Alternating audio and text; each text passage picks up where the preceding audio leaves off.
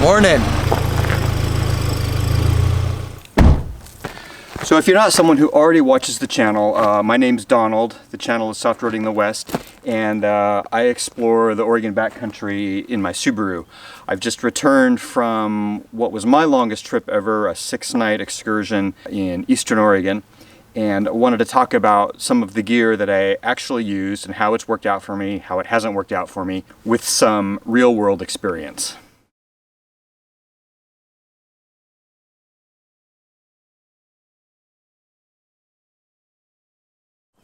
First, let's talk about the Gazelle tent.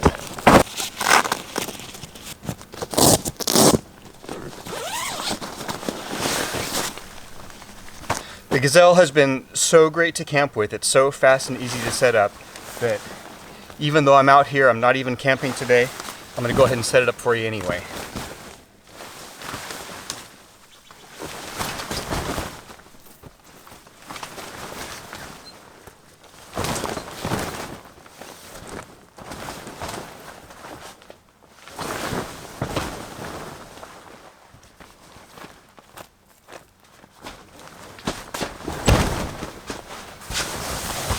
There, it's set up. I haven't put the rain fly on. That just takes another minute. I do have a whole comprehensive video about the Gazelle T3, and I'll put a link to that below. And that goes into a lot of detail about the tent and how it works.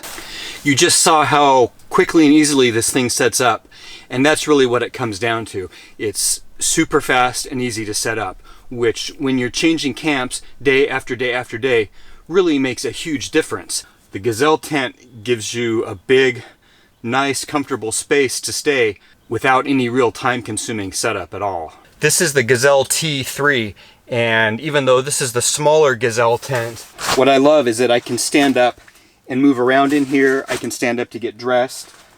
I've just got space. At the moment, you can't get a hold of a Gazelle T3. They've discontinued this exact model. They're working on a redesign. They'll have a new version out probably early next year, if I understand correctly. The T4 is even bigger than this, is still available. This size works fantastically as a one-person tent. It's serviceable for 2 people, but starts getting a little cramped. If there's 2 of you, or 2 of you and a dog, or 2 of you and a kid, I would really recommend looking at the T4 and not the T3.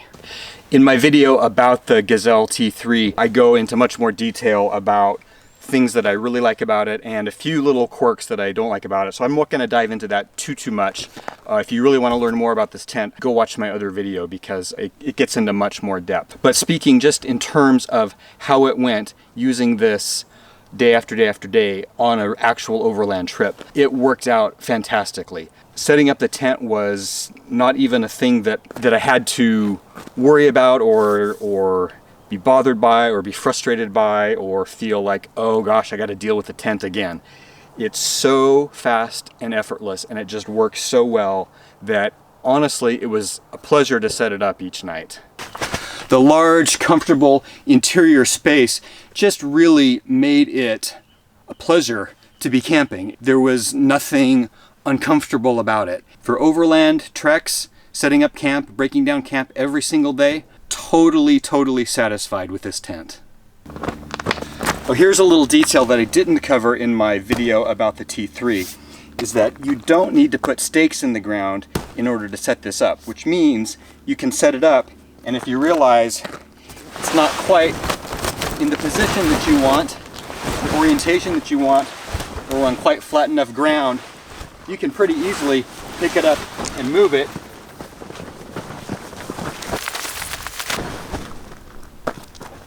Ah, much better. There are sturdy tie-down points on all 4 corners and some other ways to stake the tent out as well. However, most of the time, I don't even stake this down. I set it up, put my gear inside, and I'm done. There's only been a couple of occasions where I was on a very windy location where I've staked down at most 2 of the points just to sort of keep the wind from picking up underneath it. But most of the time, I don't even have to mess with stakes.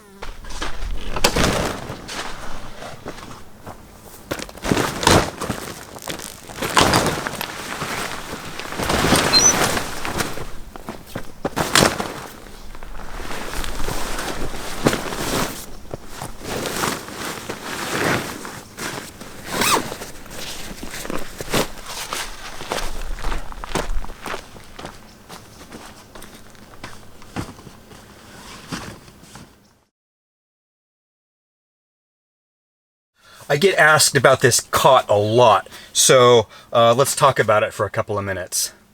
This is made by Coleman, and I've seen it sold under a number of different names.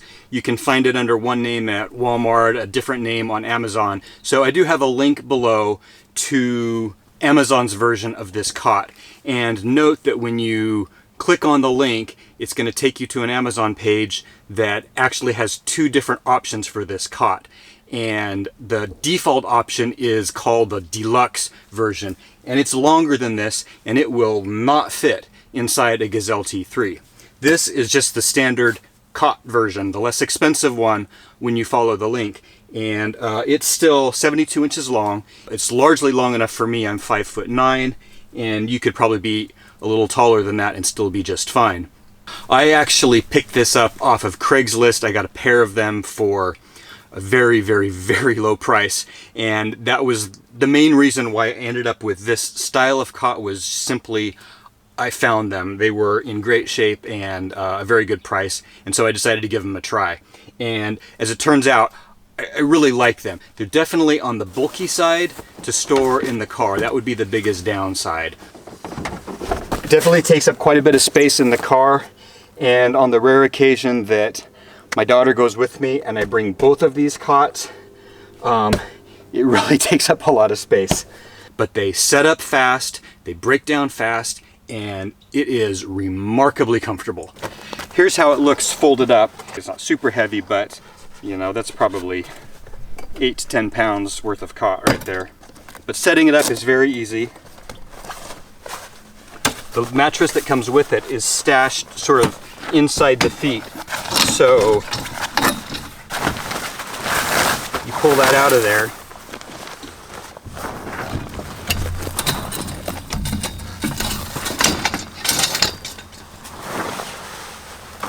Throw the mattress on, and you're done. Most other cot designs that I've looked at involve putting legs together, snapping stuff together, stretching, wrapping, whatever, a lot of additional steps to set it up and break it down. This is super fast and easy, so much so that I'm willing to sacrifice the space in the car to carry this fast, comfortable cot. To break it down, it's just the opposite. Just flip it up, feed the mattress on through, pull the legs in,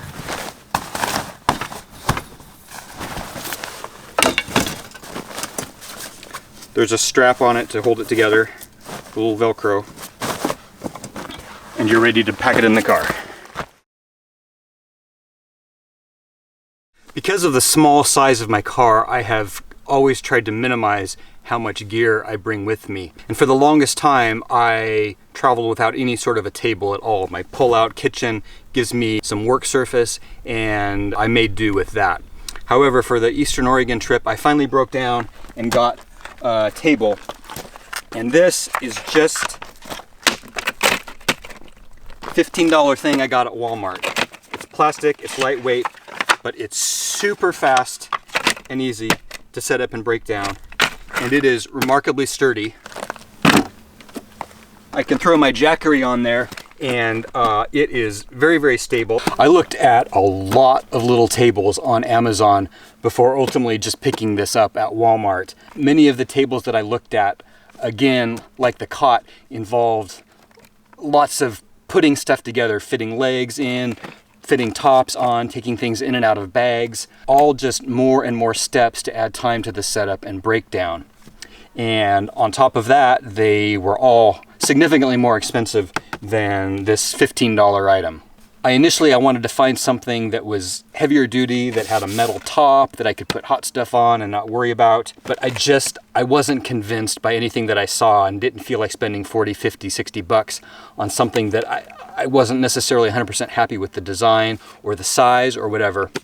This ended up being super useful in so many ways. It was useful as an addition to my kitchen. It served as my nightstand inside the tent. It held the Jackery when I needed it in a certain spot at a certain time, and also worked great as a launch pad for my drone so I could get it up out of the dust. And sometimes when I talk in videos about something being fast or slow, people ask me, what's your hurry? You're out there to camp and enjoy yourself.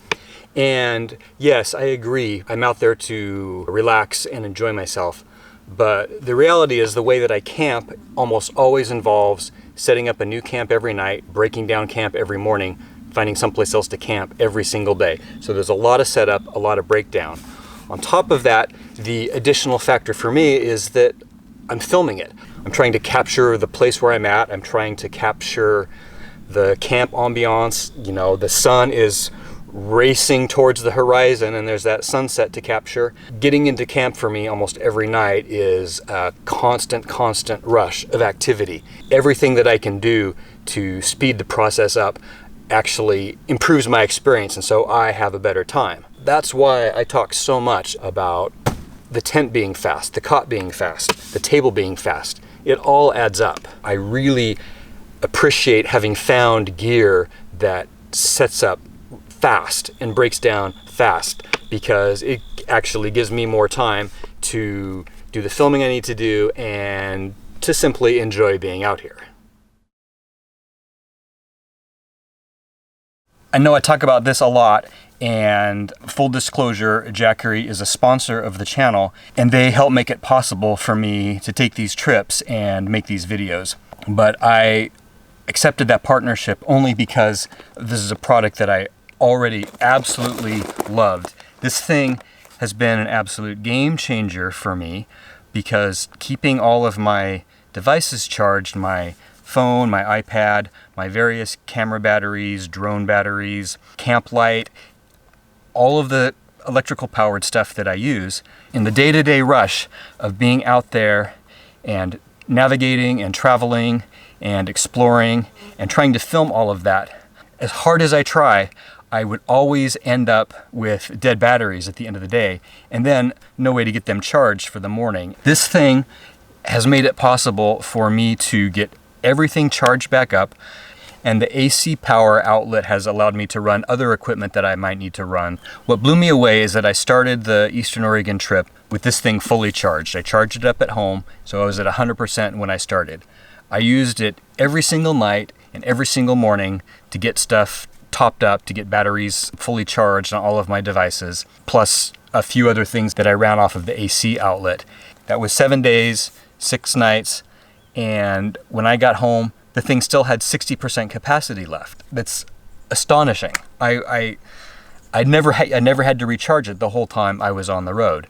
Clearly, if you were using it to run a fridge overnight, which is what I intend to do eventually, you would need to charge it during the day, either with a solar panel or just by running it off of the car while you drive. On this trip, it was simply astonishing that I had absolutely all of the power that I needed and more. I could have gone for another week without recharging this thing and would have been fine. And you may be someone who thinks that, oh, if you're camping, you don't need electricity, you have a campfire and blah, blah, blah. Well, the reality is we use electronic devices now. I use an iPad to navigate. I use an iPad to fly my drone.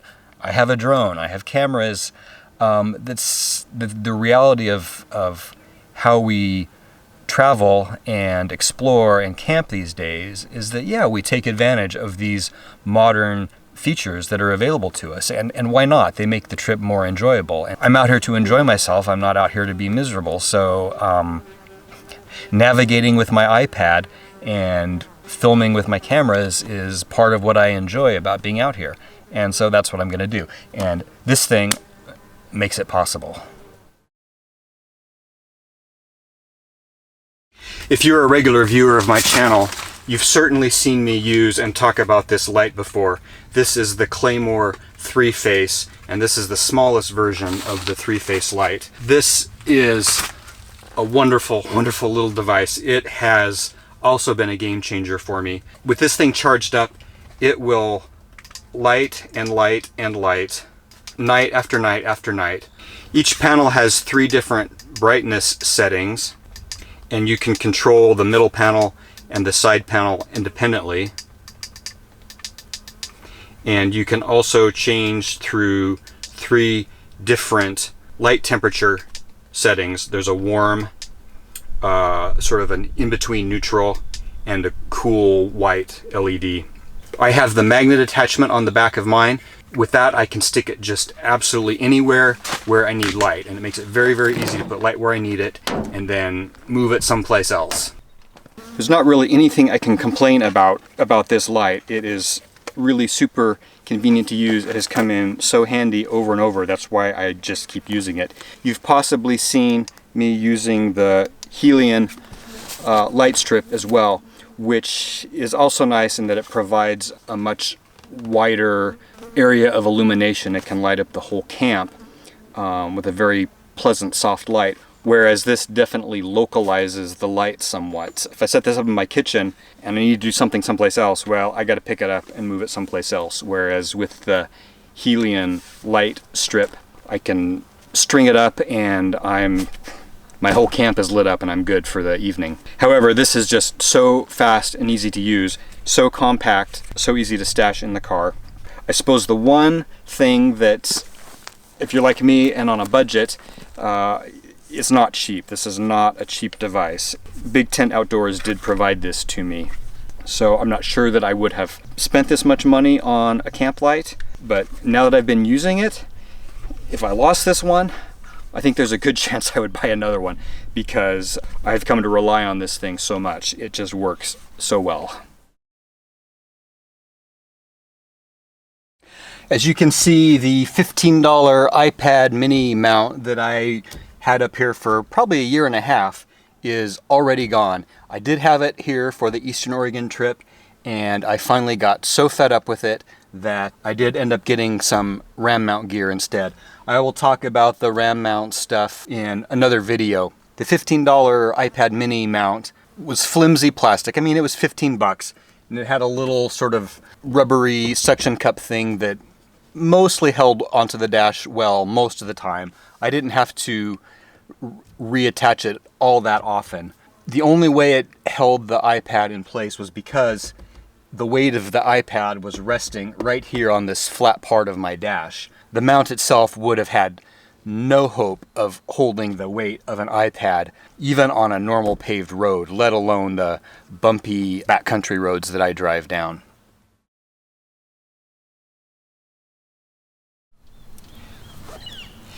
If you watch any overland channels at all, you've certainly seen Gaia GPS over and over and over again.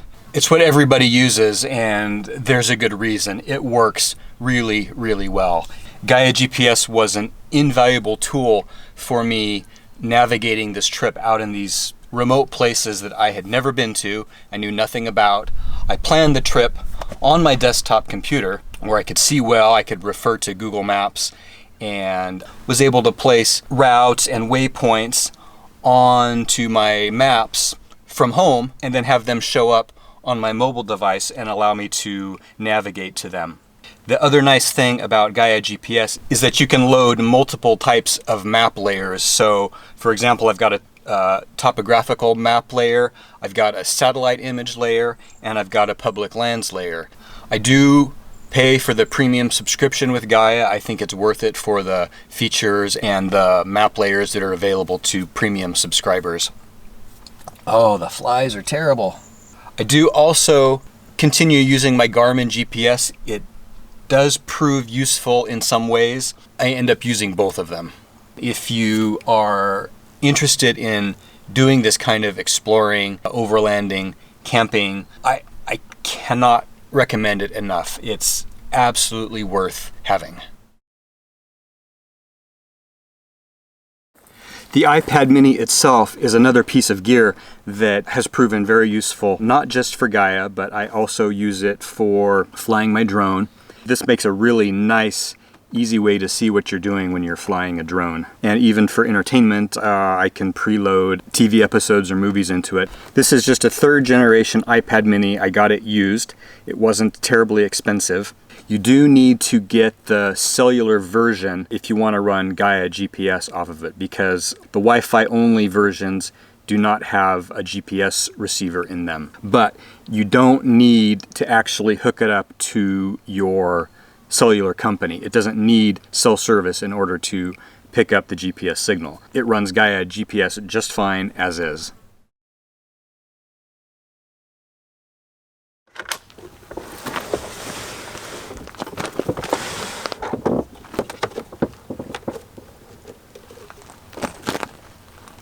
My do-it-yourself overland kitchen build has worked out really, really well. It's been fantastic having the kitchen basically just all in place. The cooler's right there. I can pull it out if I need to. The stove is there. My pots and pans and dishes are there. I've got some food stuff here. I did have to carry extra food in another crate, but what's nice about this setup for me and trying to be rapid is that it's stuff that doesn't have to be taken out of the car, unpacked, set up. It's ready to go. Overall, I'm very happy with this setup. The drawer box I built as a backup sleeping platform as well, which possibly for my daughter or even for myself, if I was in a situation where the weather was really bad and it was late at night and I didn't want to set up the tent. So far, no one has slept on this thing, and so if I were to do it again, I maybe would not have built it so heavy duty to be, able to hold up a person. We'll see if that ends up proving useful or not. This may have been better if I had made it in 2 pieces and not running the full length of the car as a sleeping platform, but maybe one day I will end up needing to sleep in the car on this thing. I do have a complete video about designing and building my do-it-yourself overland kitchen for my Forester, so I will put a link to that in the description below. The Camp Chef Mountaineer stove is sort of the centerpiece of my kitchen. In fact, I designed the kitchen around accommodating this stove, and given my compact car and how small I try to keep everything, this possibly seems like an unintuitive choice, and it is. It's a bigger stove than I really need or should have in this car, but I had the opportunity to get this for a very, very good price, and it's just a beautiful stove, so I decided to make it work. It's such a nice solid build out of aluminum with ample space to cook with 2 large pans if you need to, without, things running into each other like they often do on a typical camp stove. The burners are extremely powerful, however can be adjusted down with remarkable precision to get a very small flame, and it is self-igniting.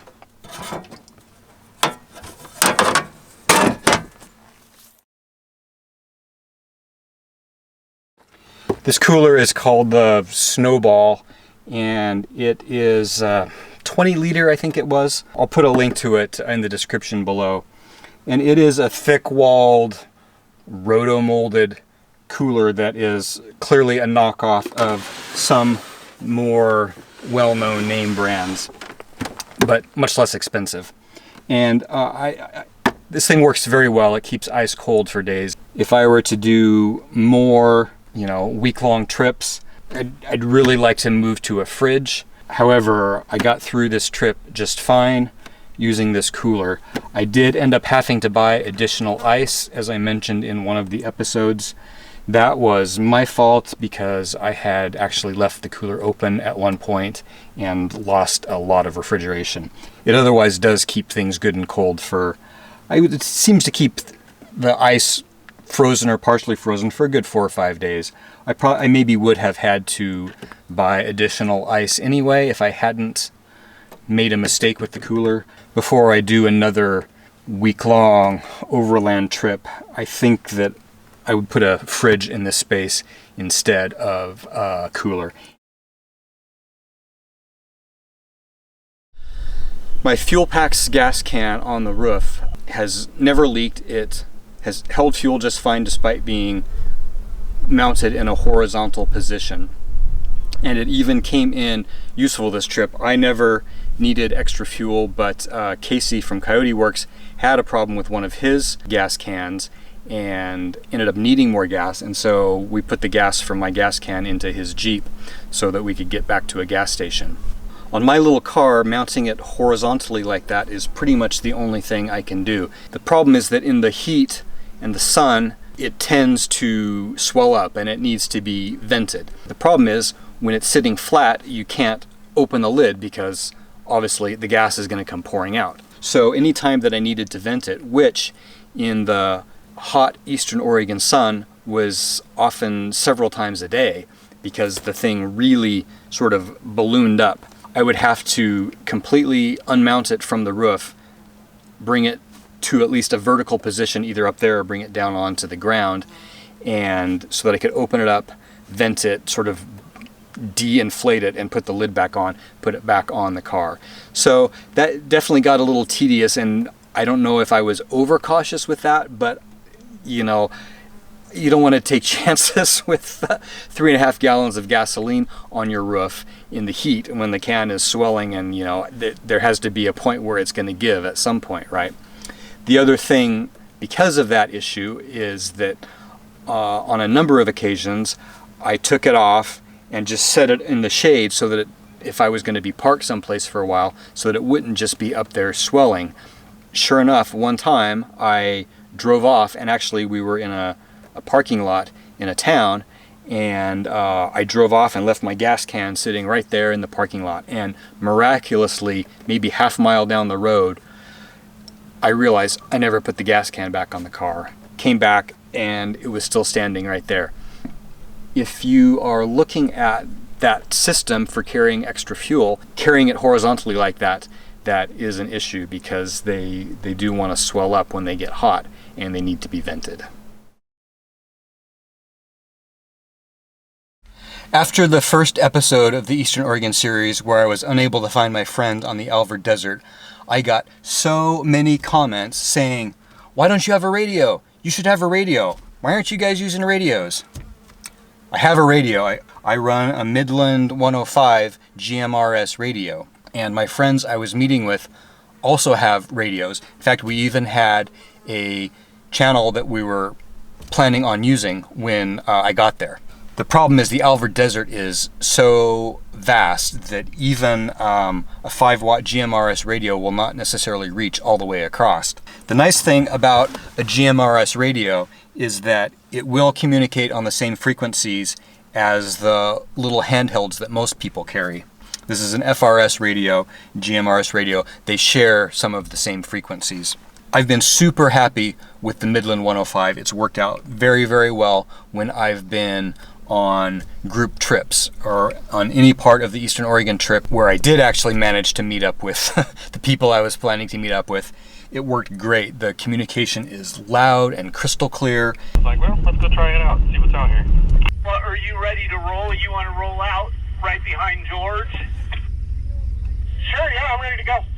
Hey, Donald. I don't know if you got a picture of it, but the algae hanging down off your rear axle looks really awesome. It has some additional features such as it can scan all of the channels for any activity. So when I was driving around on the Alvord Desert, when I wasn't trying to reach Ed, Rob, Jason, I had the radio set to scan all of the frequencies in case those guys were on their radios on a different channel than what I was expecting us to be on.